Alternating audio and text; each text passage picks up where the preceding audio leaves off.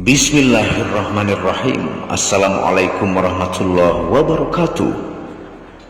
Alhamdulillahirabbil alamin wassalatu wassalamu ala asyrafil anbiya'i wal mursalin sayyidina Muhammad wa ala alihi wa sahbihi ajma'in. Rabbi shrah li sadri wa yassir li amri wahlul 'uqdatam min lisani yafqahu qawli. Alhamdulillah, bersama saya lagi dengan Muhammad Hamdan Al-Ghazali dalam Tauhid Metafisik. Pada kesempatan yang berbahagia ini kita akan membahas tentang video Makrifat zikir nafas hu Allah. Kita kupas jauh lebih dalam. Ilmu super mahal dan dirahasiakan. Tonton video ini sampai selesai supaya Anda mengerti, tidak gagal faham dan tidak menjadi fitnah karena kegagal fahaman Anda. Adapun yang harus kita dalami tentang nafas supaya sempurna pemahaman ilmu adalah mengenal nafas, mengenal asal usulnya nafas, mengenal datangnya nafas, mengenal reservoir atau penerima nafas, mengenal puncak kedatangannya nafas, menghargai nafas dengan hakul yakin, melihat kedatangan nafas dari pandangan ainul yakin. Zikir nafas merupakan tarbiyah diri dengan mutu qobla anta mutu, atau mati sebelum kau mati.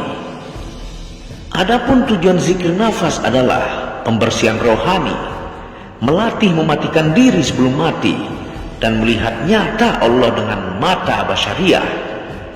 Dan tentunya yang perlu dilatih adalah yang pertama, latihlah pergerakan Allah, yaitu memulangkan zat, sifat, asma, af'al Allah dengan muraqabah atau sikap yang selalu merasa diawasi, dan dengan musyahadah ataukah penyaksian terhadap Allah Subhanahu wa ta'ala.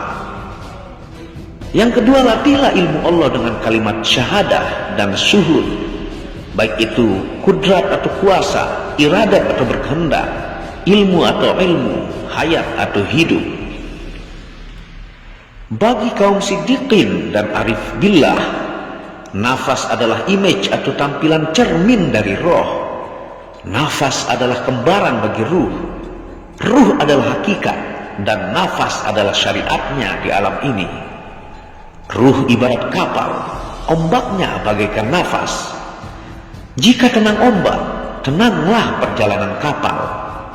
Begitu juga ruh, jika nafas seorang hamba tenang, maka ia memberi kesan pada ruhnya. Kaum arif billah dan ahli rohani amat mementingkan latihan pernafasan. Bila pernapasan baik, maka akan baiklah perjalanan ruh kepada Robnya. Emosi juga sangat mempengaruhi pernafasan, baik dalam keadaan marah, stres atau tenang. Jika seseorang itu berhasil menjaga dan mengendalikan emosinya, maka tenanglah ia.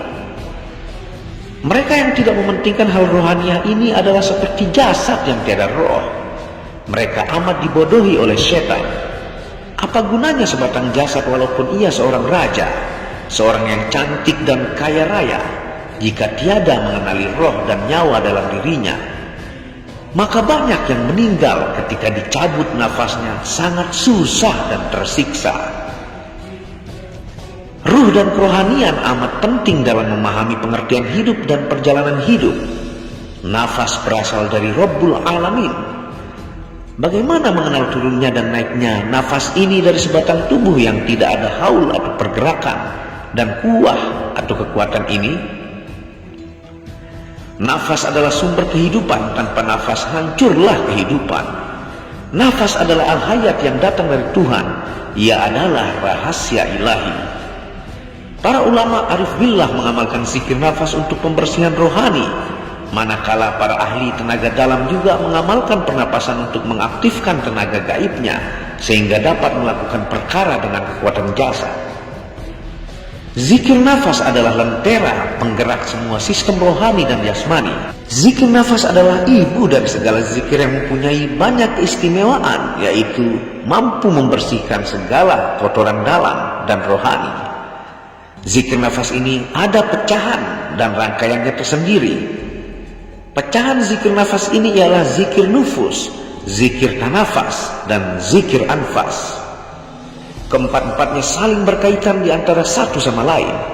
Bermula nafas itu karena anfas, dan hidup anfas itu karena nufus. Manakala hidup nufus itu dengan rasa, dan rasa itulah merupakan diri rasa Allah. Nufus, anfas, dan tanafas itu adalah satu perkara yang gaib, yang wujud tanpa dapat dirasa dan dilihat, seperti juga nafas. Kedudukan anfas ialah di hidung, kedudukan tanafas di telinga, kedudukan nufus di jantung, kedudukan nafas ialah di mulut. Anfas, nafas, tanafas, dan nufus ini merupakan satu kuasa ataupun keadaan yang keluar masuk bergerak dalam tubuh seorang manusia. Semua sistem pergerakan nafas, nufus, anfas, tanafas adalah satu sistem unggul dan ajaib yang penuh dengan mukjizat. Tanafas bergerak di telinga, nufus bergerak di jantung, anfas bergerak di hidung, dan nafas bergerak di mulut. Di antara keempat unsur ini, nafaslah yang bisa dirasa dan disentuh serta mudah untuk diyakini kalau kita membicarakannya. Karena setiap orang bisa merasakan dengan perasaan zohir. Zikir yang digabungkan dengan teknik pernapasan yang betul, atau disebut oleh kaum arif billah sebagai zikir nafas, akan memberi kesan yang hebat. Imam Al-Ghazali mengatakan zikir yang dilakukan dengan nafas akan mempercepat proses penyucian hati atau membakar sifat mazmumah. Pernapasan yang betul akan memaksimalkan penyerapan oksigen yang sangat penting dalam kehidupan dan kesehatan manusia. Kekurangan oksigen menyebabkan seseorang mengalami berbagai penyakit seperti kanker, gangguan saraf, leukemia, dan lain-lain. Simak baik-baik, inilah rahasia cara melakukan zikir nafas. Yang pertama, persiapan terapi zikir pernapasan, yaitu kita hendaklah bersujud terlebih dahulu. Duduk rileks dengan punggung tegak, lalu amati nafas yang keluar masuk. Kemudian ikuti gerak nafas. Jangan mengatur nafas, biarkan nafas keluar masuk dengan bebas. Posisi badan tegak, kepala lurus dengan tulang punggung. Sebaiknya bagi pemula mata dipejamkan, mulut tertutup rapat dan lidah sedikit ditekuk di atas langit-langit.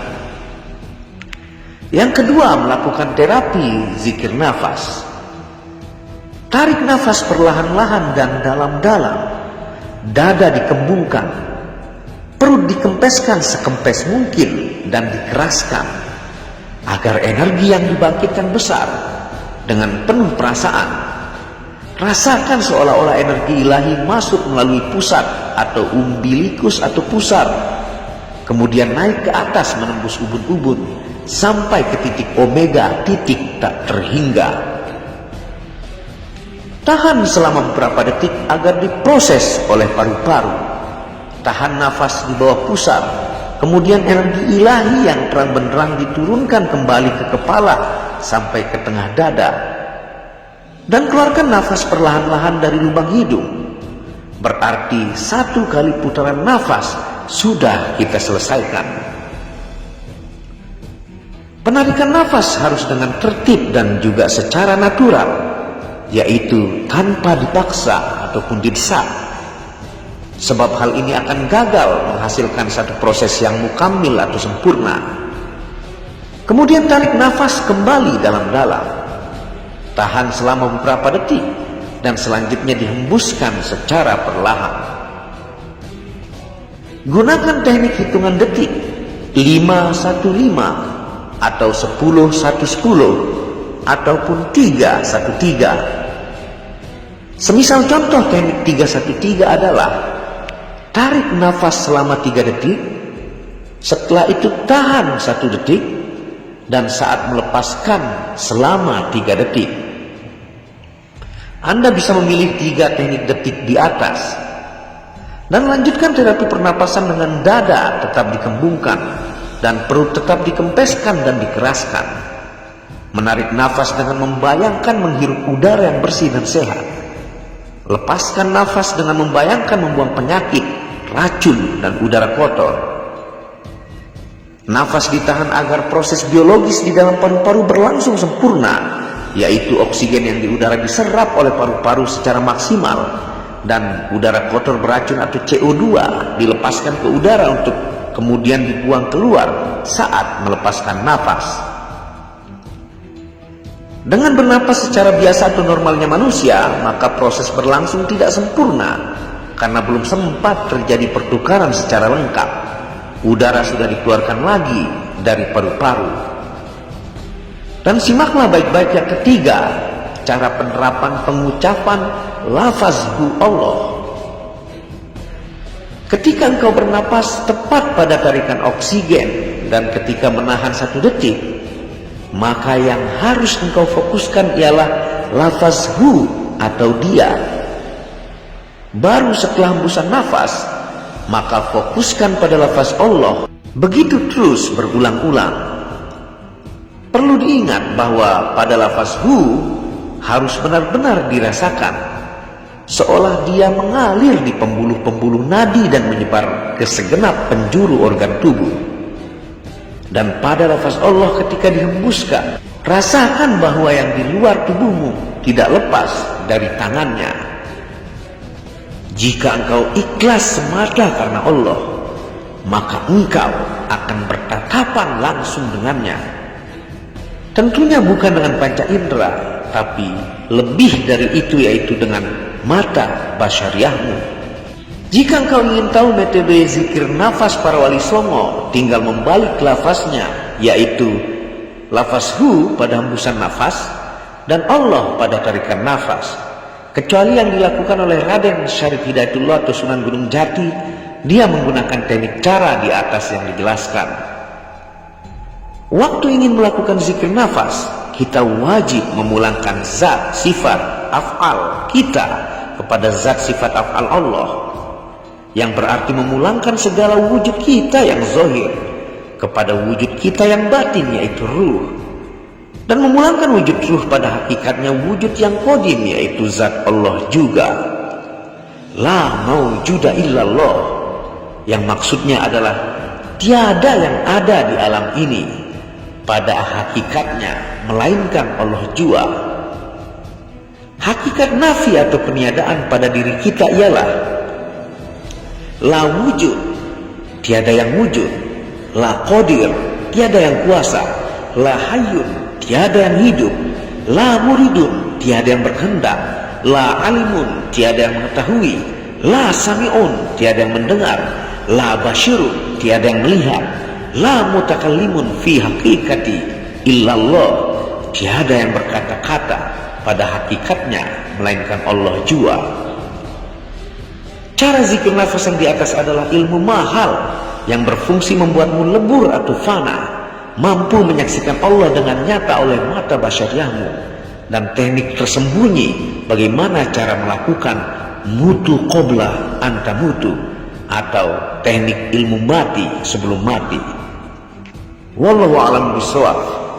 Itulah ilmu bagaimana cara melakukan zikir nafasku Allah yang sangat dirahasiakan, dilakukan oleh seluruh ulama tasawuf dan ulama-ulama di Nusantara, yaitu Wali Songo pun mengamalkan ilmu ini, tapi jarang dibukakan ke khalayak ramai karena ilmu ini susah difahami.